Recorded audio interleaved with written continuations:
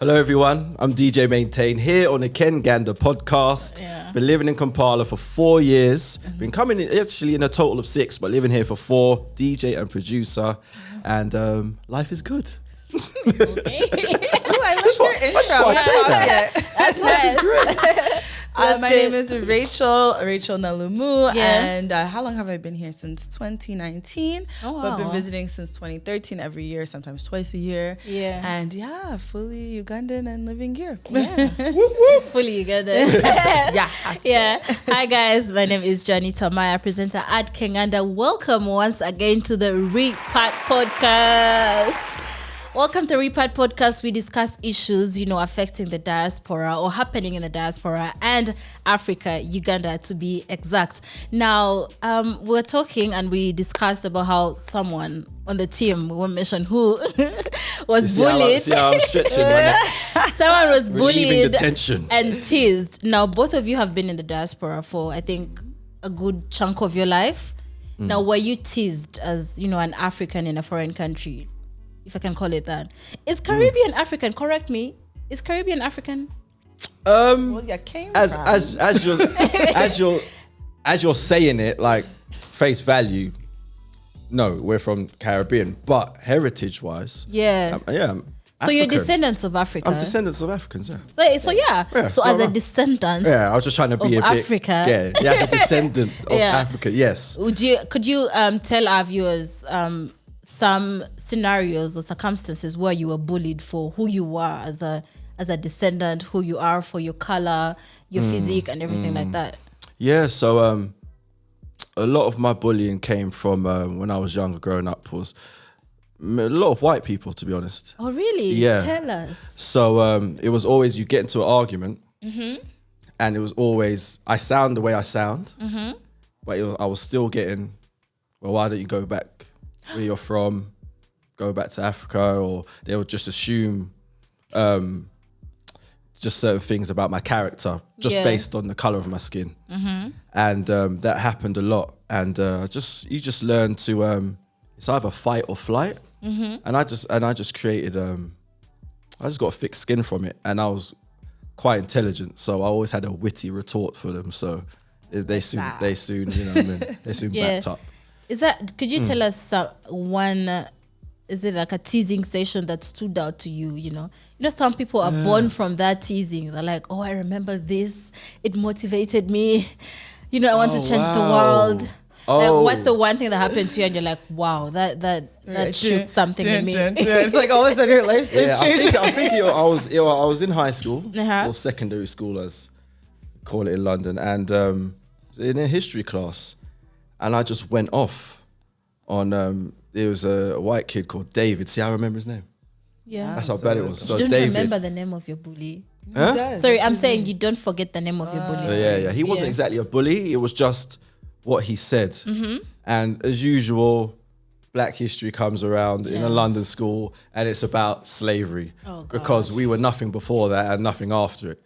And he said some choice words about it, and I just said something along the lines to him like, you never went to Africa and took slaves. You took mothers, fathers, uncles, doctors, carpenters, etc. So don't be pinning that on my people. And I went in on the teacher saying, why are we doing this you've got so many more positive things to speak about. It's always this. Yeah. And that sticks with me a lot.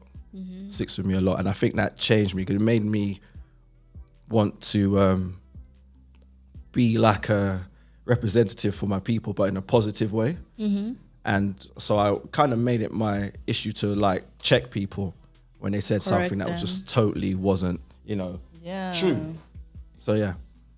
Wow, was nice. that's was a very good inspiring. comeback, Yeah. Yeah. Very good. Because Yeah. I had my brother-in-law from Barbados, and he was very he gave me the autobiography of Malcolm X by Alex Haley, and that had a big influence on me as a kid, reading that. So going from that and listening to certain hip hop songs as I was growing out, that speak about Huey P. Newton and Bobby Seale, who started the Black Panther movement for self-defense. Yeah. And things like that. So, I was very well, I suppose, I knew, I wouldn't say I knew a lot, but I knew a bit and enough to help me navigate this Okay. harsh world. Okay. Yeah. Okay, Racheal, can you tell us about your experience? Yeah. Yeah. Okay, mine is a bit different. So I would say when we were younger, I'm just thinking because we were just saying earlier, and I was like, I wasn't bullied. Yeah. When I was younger, definitely. My sister was, so I was very defensive on her behalf. Yeah. And most of hers in what I guess would be primary school, elementary school was based off of like the food my mom would cook us, or like our hairstyles and stuff like that. I guess no one tried to try me, or I also was very in the cloud. Like I was like, you guys, I live a movie in my head, and it's been like that since I was a kid. So often people are like, you're pretty oblivious of what's going on around you. I'm like, oh, I guess. So for her, I was just very defensive on her behalf. I was like, oh no, what we're not gonna do is bully her. So for her, she had a lot of issues.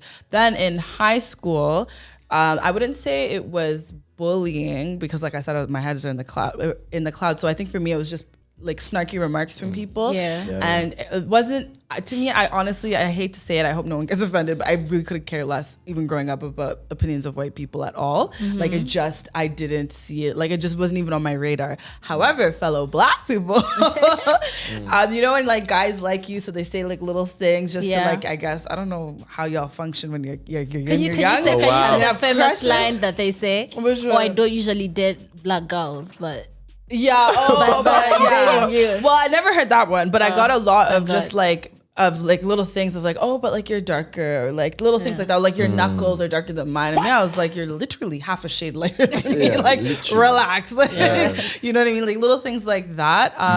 But I will say, in terms of teachers, I had a situation where I think it was in grade 12. So at that point, it's your last year in Canada, and you can literally leave if you, well, not leave, but I took it as I don't need to be here. I'll take another credit. If I need to, I'll drop out. Yeah. We had a teacher. He was this white teacher, and he literally, it was philosophy, but I don't know what we learned about philosophers. I couldn't tell you a single thing, but I will tell you is how he said, President who'd use the N-word all the time. What? He would say all of this crazy stuff, and I was just like, I don't need to be here. Like, what is going on? And he'd want to like debate. And it was me and my one friend, she was also Ugandan in my class, and everyone else was just there like listening, looking around. Yeah. Every day was drama, and I was like, no, I don't need to be here. But it was so wild. It was weird. That was too much. Yeah, just saying all of these things about the sellouts and our culture and our color, all of these weird things. Yeah. And for him to be a teacher, right? That is so dangerous. Right? Because as kids, right, you think teachers' morals and ethics are on a level. Like, you're a teacher. So you think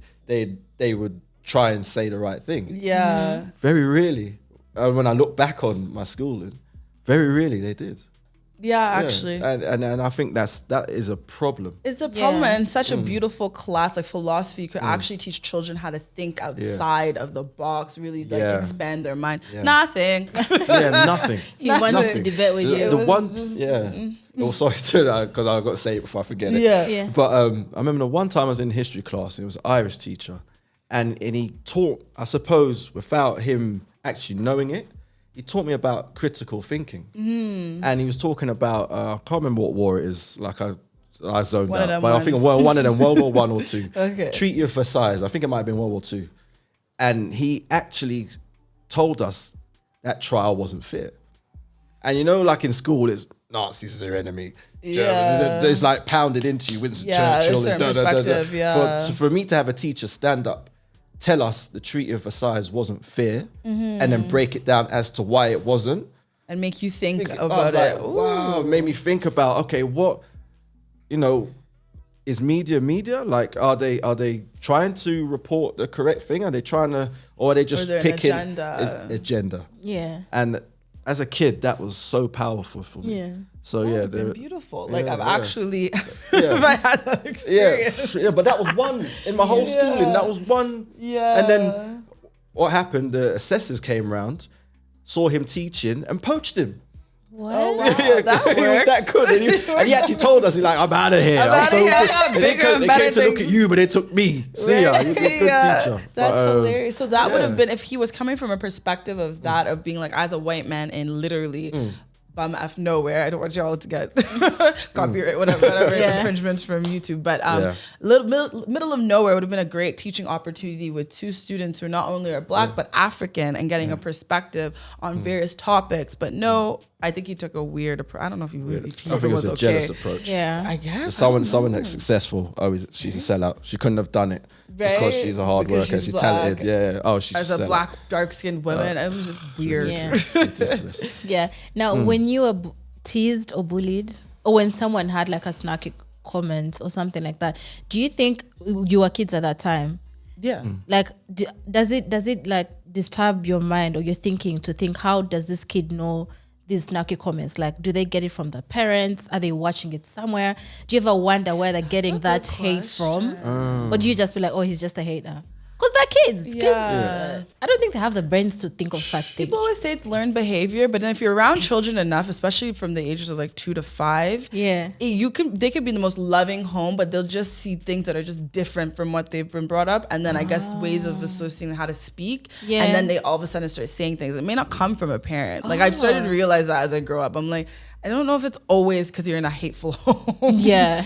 But then some people are just in a hateful home. That way, Mm-hmm. But the kids who like bullied you, did they come from like nice loving homes, or do they have like nice parents? Do you know when, like at school and it's like Parents' Day and then you meet the parents of your bully and they're so sweet, they're so good, and you're like, There's where did this come from? It's just, that's so true, because there's 2 instances, right?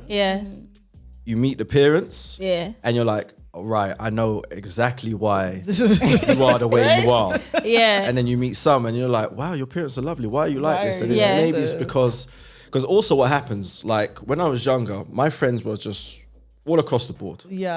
Irish, African, Portuguese, Italian, And then what happens, they'll have an older brother, or their older brother will have siblings, and they'll pull them to the side and say, listen, you can't keep hanging around with these Black kids. Or something. And they plant the seed in their head. And then you'll see, you like, literally you were best friends. And then the next day, you go, oh, we're playing football over there. No, I'm all right, mate. I'm just going to chill over it. And you see the separation, and then you don't know what it is. It's true. And then as you get older, you just realize, like, he's moving with those guys now. And those guys are known or whatever they are, prejudice, sorry. And and it's quite sad, because kids don't know. Hey, it's just like, oh, there's another kid I want to play with. Cool, let's go. Environment is so huge, because when I lived in the city when we were younger, so before we moved to the suburbs, when we were in the city, and it was literally so many diverse backgrounds, colors, everything. It was a lot less, like, of course there's still comments and stuff, but people were more willing to learn about each other. They're more willing to hear or try. We even had days where you had to come with your food. I had to go in a little basuti with my mandazi and talk to the class about what everything means. And you'd have like an Irish kid, an Italian kid, cultural days. I had a day like that. But then you go to the suburbs, it's just purely white kids, and you find that, there were still other races and stuff, but it was just different. Like, the level of the lack of diversity, but meant like the lack of willingness to actually learn about other people. They just basically run with what they saw on television, which is so sad. Because like I said earlier in this episode, it's narrative, right? Like they don't. It's like they just want sensationalism, right? And so they're just gonna negative stuff, unfortunately. Brings attention. And that's true. That's it. So it may not even be a bad home. Just be a bad kid. Great parents. So it's just like, we don't know what went wrong. We did everything right. Tommy was so good. But it's unfortunate. And like as a kid, like I was never surprised when someone who wasn't Black was prejudiced to me. I never was. Never because I just expected it. I was just like, and I didn't care. It was just like, you're a weird home. But like, it was more shocking for me when it was people who looked like me. That's when it was like, And the people who look like you, what would they say? Could you just give us like an example? What snarky comment does like a fellow African say to you? Oh, well, for me, being Caribbean, it would be like, your name isn't yours. Oh God. And things of that nature. That was the Africans to you? Like fellow Africans to you. Even though you're in the diaspora, what would fellow Africans say? I got that a lot, but that would start fights.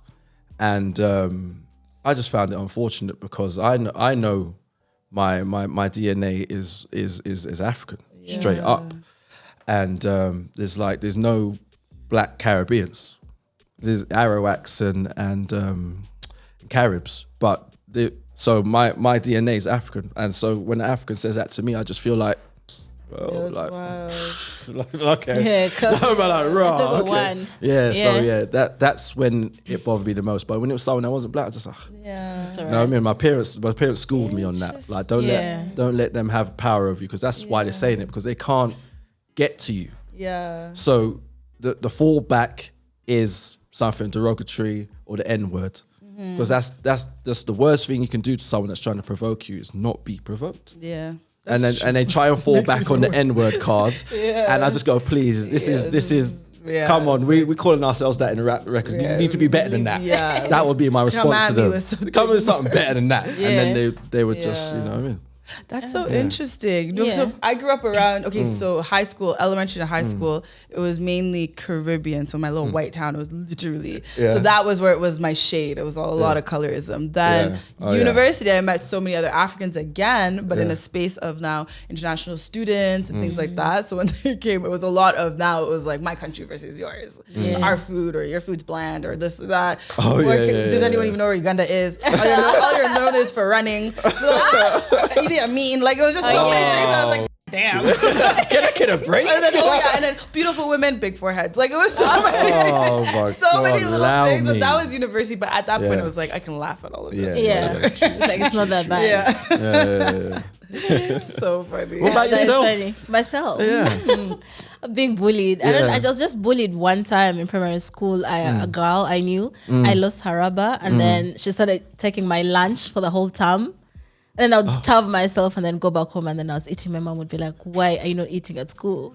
What are you eating to the food we're giving you? But that was it. So how did you address the issue? How did you stop, Joanita? I decided to become a leader, because then you can't bully a leader, can you? Oh, yeah. So what type of leader? Was like a prefect or something? Yeah, like a prefect. Oh, is it? Yeah, because in high school, so see you being a I prefect. became like a deputy head girl. Such thing. You just did you have a blazer? Everything. I think your blazer was I had the keys to the dormitory.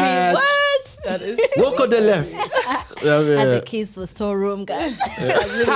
Power. Very true. Yeah. But that's how I overcame bullying. But I don't think it was bad as you guys. We did have some foreign kids in high school, but I think they would just laugh at our hair. I think that's all they did. Because African hair, it's like fussy. Yeah. My hair is not even black. My hair is like a lighter shade of. I have brown. It's not like that black. So like my hair was made fun of by a foreigner, but that's just about it. Yeah. I don't think you could say anything else. Me, I was a fighter, but I could see. Not physically. But I had my ways. I have a question though. At that age, was tribalism, or were you guys aware of it at that young tribalism? age? Yeah, we are. So so as kids, like, was it a thing? Like, would people, like, if they were picking on another kid, would it be like, oh, because you're from here, or because you're that, or that wasn't a thing? I think when we were kids, because remember my dad is from the central, but we grew up in the west. So us, like, I think we're like two people from the central. So we'd get together and start talking in our language, and then the others would also start talking that language and bad mouth us, but they didn't know that we knew the language. So like I would understand, even if they were trying to abuse me, I would still understand what they were saying. Okay, but that's just about it. Okay, it wasn't that bad. You say just about it? That's still a big thing. That's a big thing. That is a big thing, but I think that's it. I think I didn't go to an international school, so I don't think I was as exposed to foreigners as maybe like Simran was, because she was in an international school. You're people from all over the world. And when I meet white people, or if I like find myself with them, school or anything, I'm just like, oh, we're here, we pay the same school fees, so you can't be that better than me.